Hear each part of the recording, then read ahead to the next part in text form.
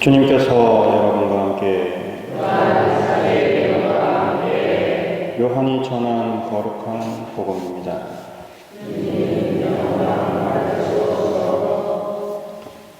그날 곧 주간 첫날 저녁이 되자 제자들은 유다인들이 두려워 문을 모두 잠가놓고 있었다. 그런데 예수님께서 오시어 가운데 서시며 평화가 너희와 함께 하고 그들에게 말씀하셨다. 이렇게 말씀하시고 나서 당신의 두 손과 옆구리를 그들에게 보여주셨다. 제자들은 주님을 뵙고 기뻐하였다. 예수님께서 다시 그들에게 이르셨다. 평화가 너희와 함께.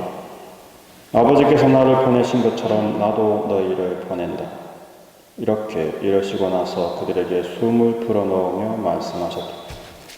성령을 받아라. 너희가 누구의 죄든지 용서해주면 그가 용서를 받을 것이고 그대로 두면 그대로 남아있을 것이다.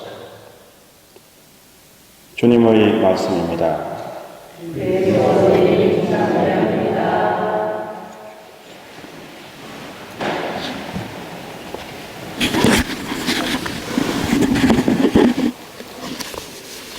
성령을 받아라. 우리 성령 강림 대축일을 맞이하고 있습니다.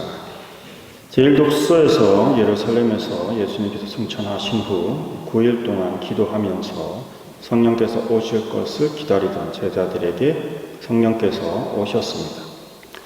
이제 성령께서 우리와 함께 하고 계시죠.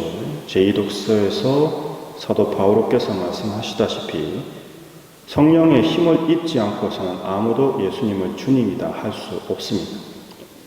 우리가 예수님을 주님으로 고백할 수 있다는 것 자체가 우리에게 성령께서 계시다는 뜻이죠. 누구나 쉽게 할 수 있는 거 아닙니까? 라고 생각하신다면 지금까지 제가 경험한 바로는 그렇게 쉽지 않습니다.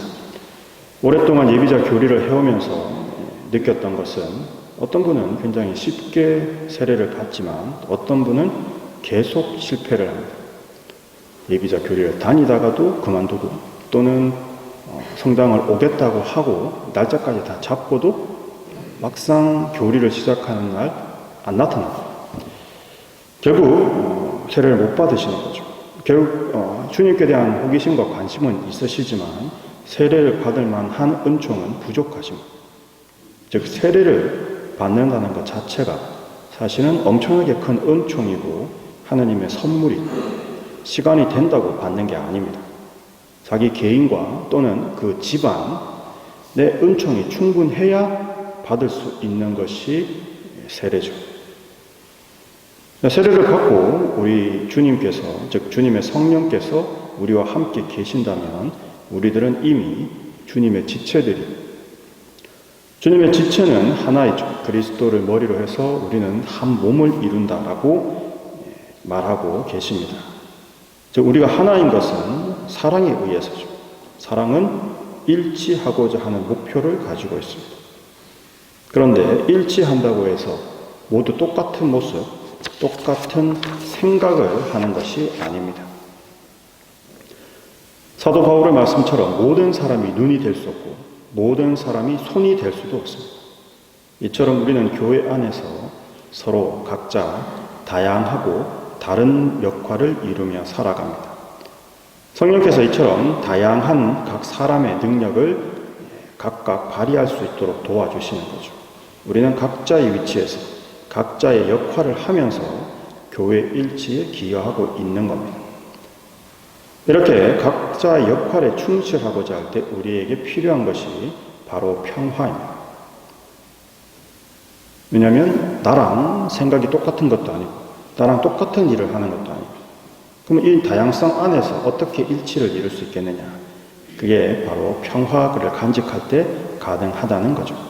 그 평화는 용서에서 시작됩니다. 복음을 다시 한번 떠올려 보시면 성령을 받아라. 누구의 죄든지 너희가 용서해주면 용서를 받을 것이고 그대로 두면 그대로 남아있을 거라는 거죠. 평화란 우리가 서로 다른 역할과 위치에서 각자의 몫을 하고 있지만 그것에 대해서 어떠한 차별도 느끼지 않는 것입니다. 왜냐하면 우리는 각자의 역할을 하느님 안에서 이루면서 하나가 된다는 것이죠. 평화의 시작이 용서에서 온다는 이야기를 하나 해드릴까 합니다. 아주 먼 옛날 파나노라는 나라에 니오로, 쿠마시라는 두 마을이 있었습니다. 언덕 위에 위치한 이 마을 사이에는 대대로 전쟁이 끊이지를 않았습니다. 도대체 왜 싸우게 됐는지는 아무도 기억하지 못할 정도로 오래되었지만 두 마을의 전투는 계속되었고 점점 그 전투 속에서 포로를 다루는 방법도 잔악해졌습니다. 포로를 잡으면 마을 가운데 기둥을 세우고 포로들을 묶은 다음 3일 동안 물 한 모금도 주지 않고 온갖 모욕을 한 후에 3일째 밤에 그 포로를 불태워 죽이면서 승리의 춤을 추는 것. 이런 식으로 계속되는 싸움으로 이미 양쪽 마을은 비참할 때가 이를 데 없었죠. 전쟁통에 내가 언제 포로로 잡힐지 모르니 일할 의욕도 없고 삶에 대한 의욕도 없었던 그러한 모습들이 점점 커지고 있었습니다. 이런 위기를 걱정하던 사람이 있었죠. 쿠마시라는 마을의 지보라는 사람. 그는 어린 외아들과 함께 살고 있었습니다. 마을을 이렇게 항상 보면서 이렇게 하다가는 정말 큰일이 나겠다라는 생각을 하고 있던 이 사람은 굉장히 지혜로웠기 때문에 마을 사람들이 그를 바위 사람이라고 불렀습니다. 결국 전쟁이 또 벌어졌고 자기 마을 사람들은 4명이나 포로로 잡혀갔고 우리는 겨우 1명의 포로를 잡아왔습니다. 문제는 그 4명의 잡혀간 포로 중에는 추장의 아들도 있었죠. 그래서 추장은 이 포로를 정말 4배로 더 잔인하게 죽일 거다라고 잔뜩 벼르고 있었습니다. 바위 사람은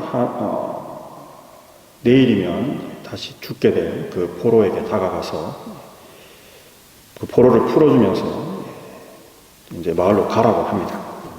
그때 그 니오모 마을 사람이 바위 사람에게 이야기합니다. 당신이 날 풀어줬다는 걸 알면 마을 사람들이 당신을 그 자리에 죽일 거예요. 그렇지 않소? 바위 사람이 대답을 합니다. 아마 그렇겠죠. 하지만 내 생명은 하느님 손에 달려있어. 하느님 뜻대로 될 것이다. 당신은 그냥 가서 당신 마을 사람들에게 우리 마을이 먼저 호의를 베풀어서 당신을 풀어주었다는 사실만 알리면 됩니다. 그렇지 않으면 우리가 두 마을이 전부 사라질 때까지 계속 전쟁을 해야 하지 않습니까? 그래서 결국 다음날 아침에 포로가 도망갔다는 사실을 알게 됐고 당연히 쿠마시 마을은 발칵 뒤집혔습니다. 추장은 배신자를 찾겠다고 온 마을을 뒤졌고 결국 바위 사람 앞에까지 왔습니다. 그러고는 너가 포로를 풀어준 배신자지 라고 소리를 질렀고 바위 사람은 이미 각오한 대로 그렇습니다 라고 대답을 했습니다. 추장은 배신자는 저주를 받아 마땅하다면서 그때 마침 집을 나오다가 사람들이 몰려있어서 깜짝 놀라서 뒷걸음질 치던 이 바위 사람의 어린 아들을 창으로 단번에 찔러 죽여버렸습니다. 그러면서 생명에는 생명, 아들에게는 아들이다 라고 소리를 질렀죠. 그때 누군가 소리를 쳤습니다. 포로들이 돌아왔다. 당연히 니오모 마을에 포로가 돌아갔으니까 그 마을은 난리가 났죠. 돌아온 포로들에게 물어보니까 오랜 회의를 거쳐서 도대체 몇 명을 풀어줄 거냐, 1명을 풀어줄 거냐, 다 풀어줄 거냐, 아니면 풀어주지 말 거냐를 낳고 정말 온 설전이 올라갔고 결국 오랜 회의 끝에 4명을 전부 풀어주기로 결정이 된 겁니다. 자, 이제 문제는 지금 생명에는 생명, 아들에게는 아들이다 하고 바위 사람의 아이를 죽였는데 문제는 자기 아이는 살아 돌아왔습니다. 추장은 한참 고민 후에 자기 아들을 데리고 바위 사람 앞에 섰습니다. 그러고는 이야기합니다. 생명에는 생명, 아들에게는 아들입니다. 바위 사람은 이렇게 이야기를 시작합니다. 예, 추장 말씀대로 생명에는 생명입니다. 저는 제 아들의 목숨의 대가로 우리 마을의 생명을 원합니다. 우리 마을은 오랜 전쟁으로 죽어가고 있습니다. 상대 마을은 우리가 먼저 베푼 호의에 답을 했습니다. 먼저 화해를 청하십시오. 우리 마을의 미래를 약속해 주십시오. 아무 죄도 없이 추장 발 앞에 누워있는 제 아들의 생명으로 이렇게 부탁합니다.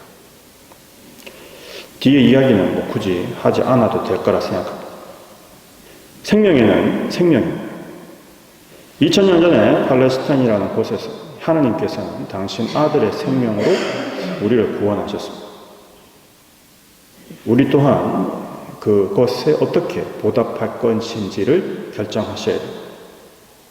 추장처럼 정말 올바른 길을 열고 정말 이웃을 용서하는 삶을 시작하기를 간절히 부탁드립니다.